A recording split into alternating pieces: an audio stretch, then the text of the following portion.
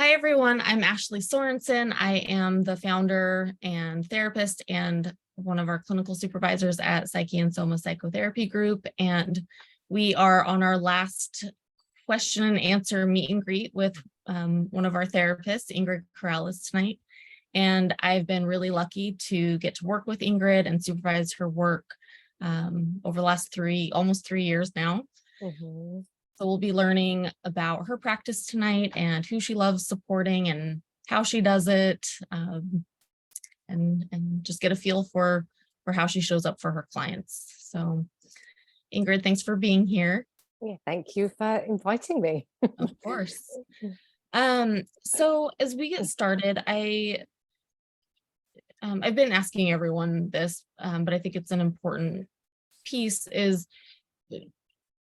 can you share with us a little bit about your road to becoming a therapist? And well, I guess that's a two-part question. Also, I'll save the second question, but can you share with us a little bit about how you became a therapist and what that's looked like for you since starting graduate school, since gaining your hours? Mm-hmm. Yeah, and absolutely.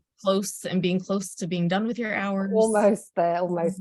Yeah. So there's a lot I don't know where to start really, because there's so many different pieces I think that led me to be here. But I came to this field later in life. It wasn't my first career, as you know. I started out working in a completely different field. I was working in finance and management and the corporate world. And so I did that for almost 10 years, I think it was. And I don't know, there was just, much as it was good in many ways, like status wise, and it was good financially and, security and all of that stuff, but it just didn't ever feel that fulfilling to me. There was always something kind of missing. And so, I made a change like in my late 20s to kind of rethink what I wanted to do. And I still didn't know I wanted to be a therapist actually at that time, because there was no part of me that thought about that in my 20s. It just wasn't on my radar at all. And then I was just always interested in people. I noticed at the work, at my work, I was more interested in the staff and their well-being and their problems than I was about the profits, or, which isn't great in business. But so I was always drawn into like psychology. So I, cut a long story short, I went back to school, went into psychology, got my degree in psychology. And then I started working in the mental health field in England, because I did all this in the UK. And then, I started working in the mental health field. I worked for the National Health Service in England, supporting people, adults with depression and anxiety. It wasn't a therapist position. It was more like a mental health worker position, where it was a lot of psychoeducation and groups and helping support people. And then, excuse me, I've had a cold, but they might see a therapist if they still needed that. But so I would work with them there. And at that time, I had the opportunity to train in perinatal mental health, because they wanted to start up a separate section there. And so I was interested in that, and I got some extra training there. Fast forward, not going through all the details, but I ended up moving over to the States. And I had to kind of rethink again what I was going to do, because the process that I was on, the plan I had for the UK was you could go through that route and become a therapist that way. But here it's totally different. So I kind of had to start from scratch in a way again. And I worked in mental health here again. When I first moved here, I was in community mental health with adults. And then I just kind of realized, like, I wanted to get deeper with people. I wanted to do the therapy work. I could see others doing that, and that was what I was drawn to. So that is when that shift sort of happened for you. Yeah, I think it was then I kind of noticed I could only do so much. And well, I felt it too when I was in England, when I was working, at that time as well. I wanted to do the therapist, but that was like you were through a progress. I did like CBT training there. But you would have followed like they had like a specialized kind of program for you to go down that avenue. So I was planning to do that, and then things changed and I moved here. So yeah, I kind of had known at that point. I think once I got into mental health, I knew that was what I wanted to do, but it's just been a long road for me to get kind of to this spot. So I'm happy to be here now. I've been practicing since 2018. And like you said, almost licensed, not quite, but almost there. Yeah, it's been a long journey, but I'm happy, and I feel very grateful to do the work that we get to do. With all the experiences that you've had in the UK and here in the States, it sounds like the educational piece on how someone becomes a therapist is different in a lot of ways, compared to the UK and here. Is the mental health system or mental health services pretty different? Are there similarities? I would say there's a lot of similarities. Yeah, I feel like there's still a long way to go with mental health services. And the same in the UK. It was getting better. And I think, the fact that the National Health Service had rolled out this big program to address depression and anxiety, because, I mean, the main reason was because they were having a lot of people off sick with it. So they knew they had to address it. So, people, they were getting doctor's notes. And so they were like, we need to figure this out. We need to be able to support people better. So, but no, there's a lot of similarities, I feel, and even with the therapy, it's a different way of doing it, I guess, or not the work itself, but actually of getting there. But it's similar in many ways. Yeah, I mean, people are people, aren't they? I guess. So I kind of, it's the culture is slightly different and everything, but yeah, we still have there are universal experiences. Yes, very individual and unique and cultural differences, and then there's a common thread through humanity. There's suffering and needs. We all have certain needs, and a need for connection, a need for understanding. So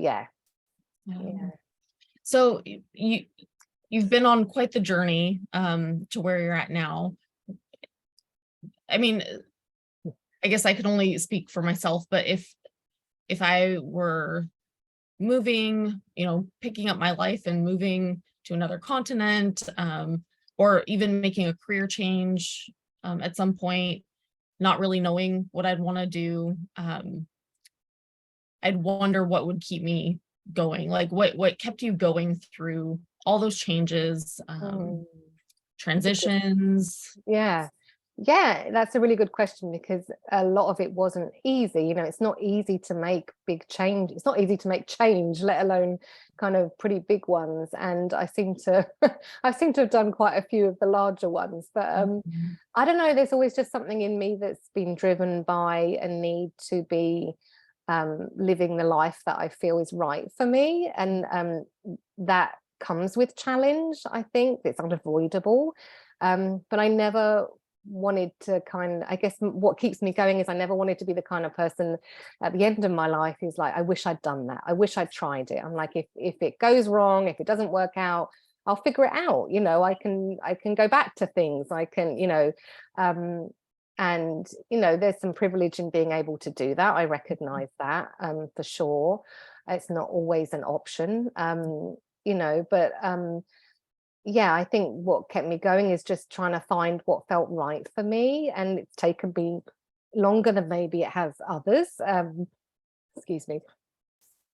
But I feel like, just being able to live the life that I feel is right for me was important. And when I felt things just weren't right or they needed to be changed, then that's what kind of gets me through it. So it's very like heart driven. You go with what feels right or Which is funny intuitive. because I'm so logical usually.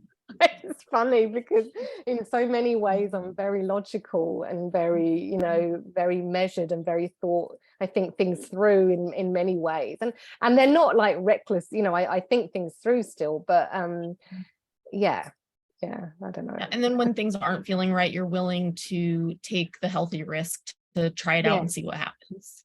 Yes. Yeah. I have a really great friend who's been like a role model to me in that sense. She's always just been like the kind of person that she'll change something if it's not working for her, and I love that in her. And so I think that's inspired me. I've seen her make changes and I was like, well, she can, then maybe I can. And so yeah, that's been really, it's nice to have those people modeled. yes, yeah. You know, and since we've worked really closely together over the last 3 years or so, I know you work with people who face big life transitions, and they're working through big life transitions and changes and loss and relationship changes, individual changes, career changes. There's so many different changes that can happen.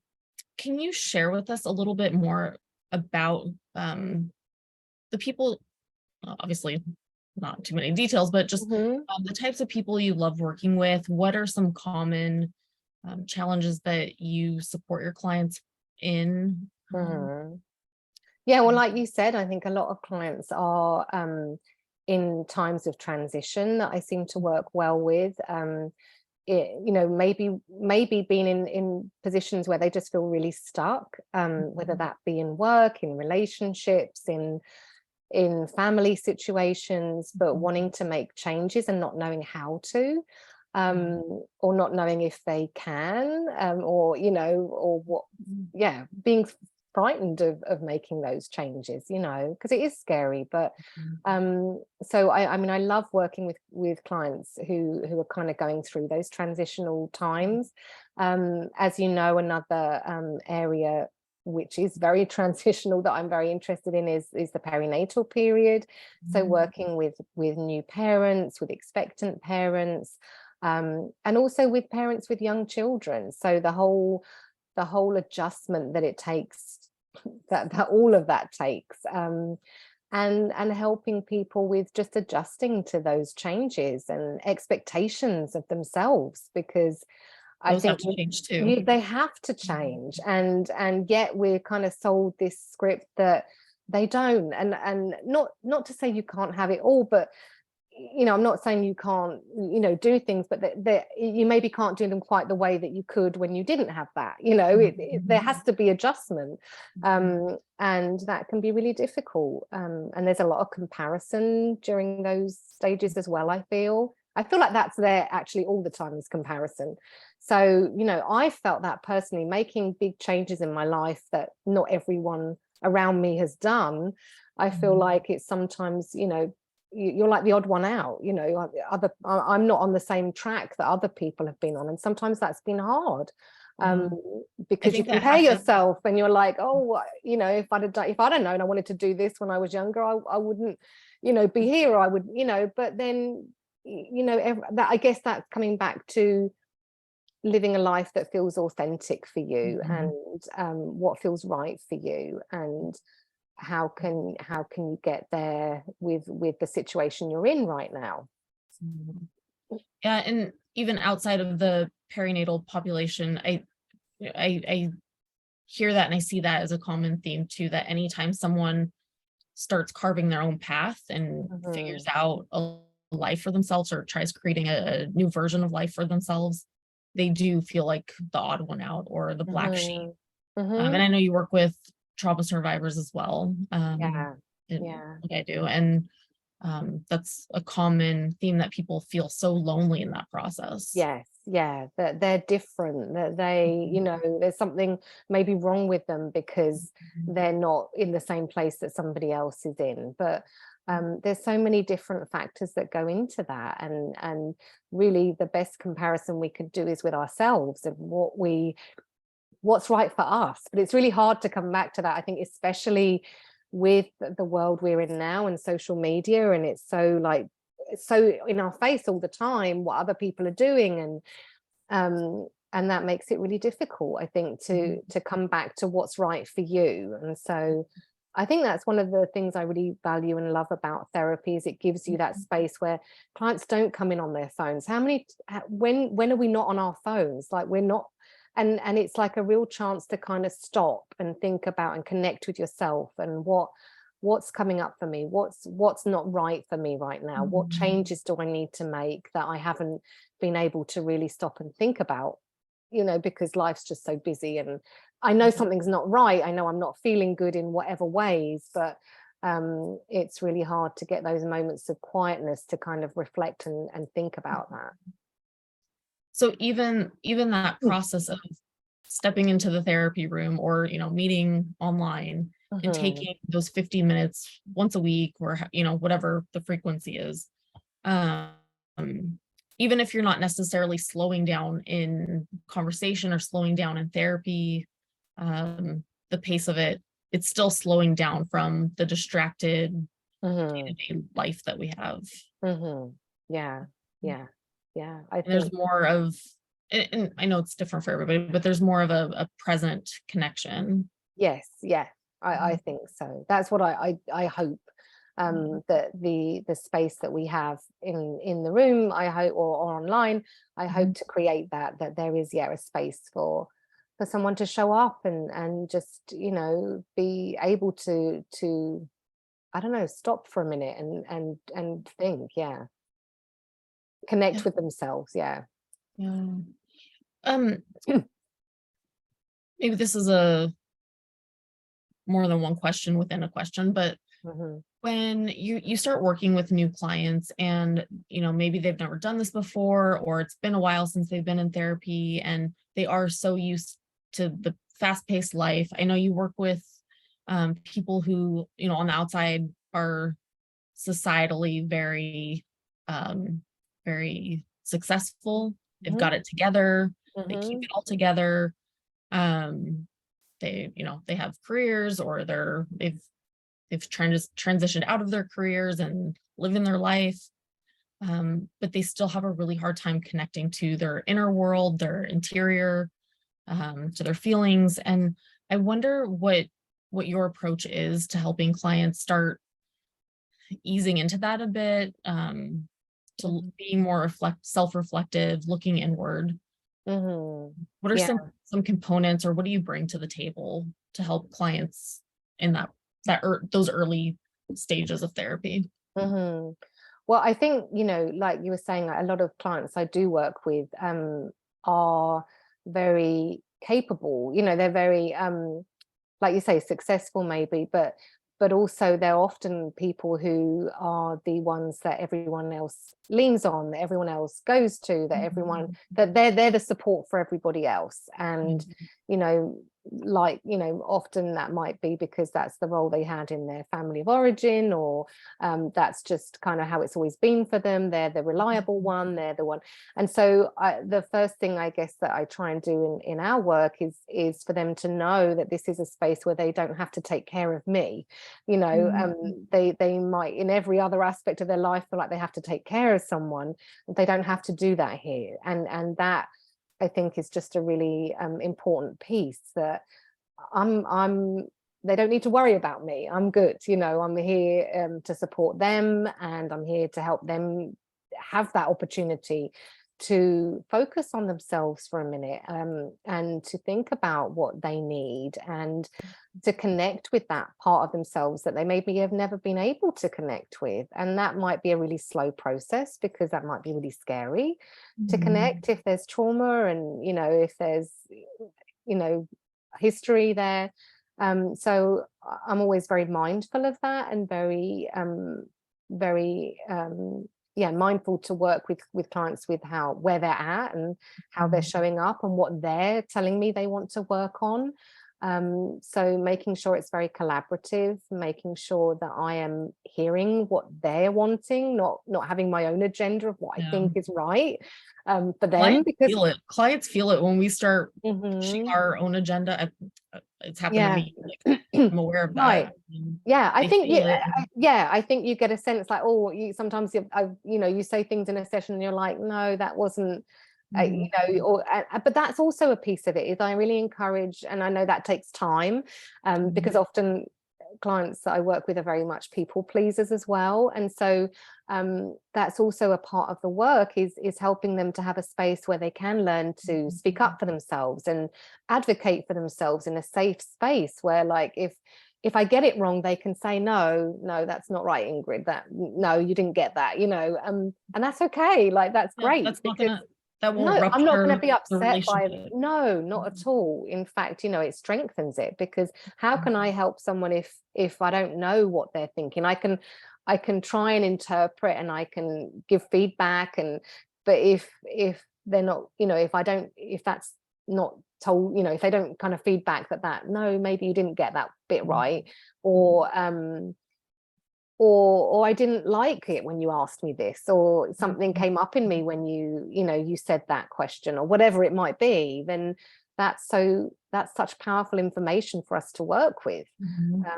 And what a wonderful opportunity for them to be able to say, yeah, this doesn't, you know, speak up for themselves and learn to have their voice and learn to set some boundaries maybe with people, and that can start with me, and that's great. Yeah. And it, you know, it's not like you're waving a magic wand or like sprinkling some confidence onto them. It's just how you're, because I think there's something about the relationship, the therapeutic relationship, that is a factor. It's the literal room that you're in is a factor. The distraction-free piece is a factor. But this, you know, that assertiveness, or that ability to find your voice, like, that comes from within, that comes from the person. There's just these environmental and relational factors that really help open that up. Yeah, and the experiential piece of it, that this is something that they get to experience, and they then can see, oh, actually I can do that, you know, I didn't maybe know that I would be able to, but I can. And yeah, and I think that's an important piece too, is to actually be able to experience yourself doing those things. Yes. Yeah, not just talking about them, or imagining what that would look like, or weighing out the pros and cons of what that would look like. Right. Yeah, or being able to be vulnerable, or share your feeling. And this is, you know, this isn't all immediate. This takes, you know, time, and it depends on each person. But that, I guess that will be, again, what I would discuss with them, if that's what they're wanting to do. You know, it might not be. They might not want to, you know, connect with their deeper feelings. It depends, you know. There might be other things that they want to prioritize. So, but if they As do, a therapist, yeah. sorry. No, go on. No, go ahead. Yeah. If they're open to it. Then, you know, absolutely, we can go explore that, and we can kind of bring that into the room. But again, always giving them the choice of what they feel is right, and maybe they don't know, and that's something we can also explore. Yeah. So as the therapist, there's an important piece that you're willing to be flexible. And again, every client's going to have a different pace, they're going to have different needs, they're going to have different goals and hopes for their treatment or the work that you do with them. And you have to be willing to kind of go with the flow of that. Yeah. But like you were saying earlier, there's, you know, when a client can experientially try out something different with you, you know, maybe it's them saying no for the first time, or I didn't like that. It reminds me of what you were talking about earlier in your own life, when you knew something wasn't right and you're like, okay, then I have to take this risk and try something out. And that you were saying that's how we grow, is when there's this tension or this healthy risk taking that's happening. Yeah. How we grow. Yeah. So you see that with your clients too. Yeah. I mean, it's scary to make changes, but it's also scary to stay sometimes where you're at, and it might be more comfortable in some ways because it's familiar, or it feels safe in some way. And again, you know, like you say, not making huge shifts or huge moves that might be really unsettling or too much. But also, I think if we don't try to change certain things, then, you know, it's like that old saying, isn't it? If you keep doing the same thing, you know, I can't think what the saying is, but you know, the one where like, if you keep doing the same thing and expect a different outcome, it's, you know, Insanity. we've got to sometimes, you know, it might be small changes, just small things. It hasn't got to be huge shifts. It might just be, saying declining an invitation for once, or, you know, a mother-in-law wants to help out with the baby and we don't want them to, and we say no, you know, or I don't know, it doesn't have to be huge things like moving country or anything, but it can be these really important moments where you kind of redefine what's important for you and the people you care about and your relationships and your family potentially. Yeah. It's healthy risk taking. And you know, we talk about, I know a common term in the trauma therapy world is big T trauma and little t trauma, which I don't agree with. Trauma is trauma. And it's so individual to each person, but even with making changes or taking those healthy risks, like doing something different is a big deal. Whether, like you said, whether you're declining an invitation somewhere or you're leaving a relationship that's been really harmful, it all matters. Absolutely. Yeah, absolutely. Yeah, I think, And for some people, like they need the slower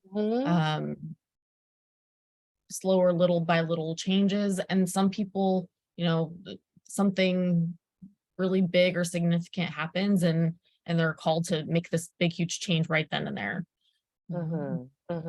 Yeah, and sometimes life throws things at us that we have to just, it changes our life and we have to deal with it, like and I don't mean that in a hard way, I mean that in a sense of we have no option, you know, sometimes things happen that we can't anticipate or we can't, you know, and so change does happen, and that can be really scary, but also learning that you can manage, that you can, you know, you can, I think it's just a really important piece of what I work with clients. I think most people who come to see me want something to change, you know, they want something to be different, and so, you know, part of my work, I think, with them is figuring out what is that you want to look different, and you know, maybe how can we help you get there.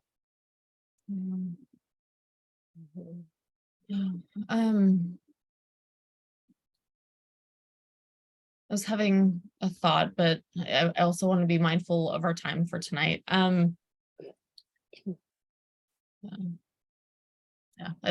think it might come back. Okay. It's gone. It kind of, it's like on the tip of my tongue, and so it might come back. Okay.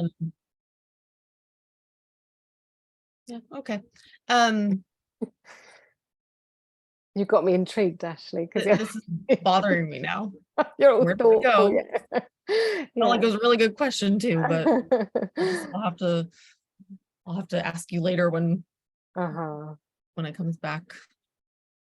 I wanted to just mention too, because I do work with couples as well, and I hadn't mentioned that. And so I know I mentioned about working with parents, but you know, couples as well, you know, that's another piece where it's hard to change. You know, we get stuck in these cycles of how we relate to each other, in these roles of who we are with each other, and that's another place where I notice that it's hard, but it's also important to see what needs to maybe change a little bit to change some of those cycles that maybe you're stuck in. And instead of doing that individually with one person, you get to do that with two people. You bringing up the couples piece reminded me of it felt similar to what you were talking about earlier, and the idea of control. I think in our psychology world, in our mental health world, there's so much focus, whether that's our attitudes towards psychology or the types of therapy that are out there. There's so much about like, how can you be more in control? How can you control your behavior? How can you control what happens in your life? And that's a big part of it. We, of course, want our clients to feel empowered. But you brought up a really good point about there are things in life that happen that are totally out of our control. And how do part of your work with your clients is helping them, sounds like there's an acceptance piece. How do you accept what is, and what do you want to do about your response to the situation? Yeah. And I can only imagine that that shows up in couples work too. And there's two people who maybe have different values, different ideas on how to parent, how to, and very much different upbringings often. It's going back to that piece, the attachment piece as well, of how we were raised and how we believe a relationship should, or our expectations, and we often don't talk about those things with new partners, or and then you don't find these things out until later down the line, and you're like, well, how are we so different on these things? We're so connected on these other things. But